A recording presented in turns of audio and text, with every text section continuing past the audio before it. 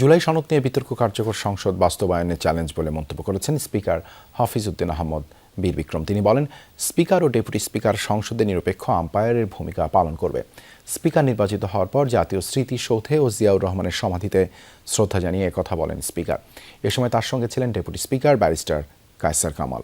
Optical brightener, colour guard এবং dirt lock সমৃদ্ধ advance ফর্মুলায় এলো নতুন রে ডিটারজেন্ট পাউডার।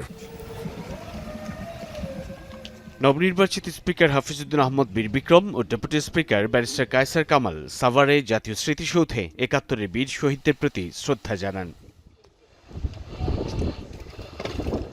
সকালে স্মৃতিসৌধের বেদিতে ফুল দিয়ে প্রথমে শ্রদ্ধা জানান স্পিকার হাফিজ উদ্দিন আহমদ। পরে ডেপুটি স্পিকার কায়সার কামাল শ্রদ্ধা নিবেদন করেন। এরপর জাতীয় স্মৃতিসৌধের স্মারক বইয়ে স্বাক্ষর করেন তারা। সাংবাদিকদের সঙ্গে আলাপে স্পিকার বলেন, নিরপেক্ষতা বজায় রাখতেই ৩৪ বছরের রাজনৈতিক পরিচয় থেকে অবসর নিয়েছেন তিনি।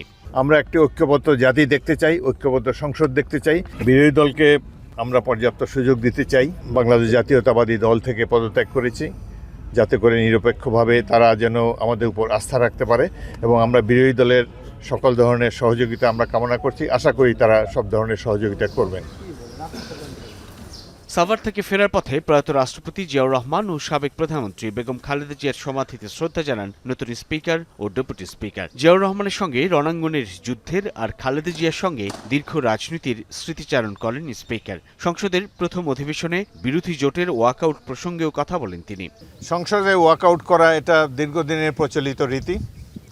তারা আইনানুগভাবেই সেটি করেছেন। এটি তাদের রাজনৈতিক দলের ইচ্ছার বহিঃপ্রকাশ তারা করেছেন। আমরা আশা করব আগামী দিনগুলোতে ওয়াকআউট করার সময় তারা আরও সতর্ক থাকবেন, এমন কিছু করবেন না যাতে ফ্যাসিস্টের আবার পুনরুত্থান হওয়ার সুযোগ হয়। স্পিকার কথা বলেন এই সংসদকে কার্যকর করার পথের চ্যালেঞ্জ নিয়েও। চ্যালেঞ্জ দেখছে যে অহেতুক জুলাই সনদ নিয়ে একটা বিতর্ক করা হয়েছে, যেটির কোনো প্রয়োজন ছিল না। জনগণের নির্বাচিত প্রতিনিধিরা সংখ্যাগরিষ্ঠতার ভিত্তিতে যে ডিসিশন নেবে সেটাই সবার মান্য করা উচিত। বাংলাদেশের জনগণ কত সতর্ক, কত বিচক্ষণ দেখেন। একটি দলকে 2/3 মেজরিটি দিয়েছে। এই 2/3 সংখ্যাগরিষ্ঠতা যদি না থাকতো, জনগণ না দিত, তাহলে আগামী দিনগুলো হতো ঝঞ্ঝা বিক্ষুব্ধ একটা বেসামাল সংসদ। দেশে দীর্ঘ সংগ্রামের পর গণতন্ত্র পুনঃস্থাপিত হয়েছে উল্লেখ করে তা রক্ষায় রাজনৈতিক দলগুলোর দায়িত্বশীল আচরণ প্রত্যাশা করেন স্পিকার, ডেপুটি স্পিকার।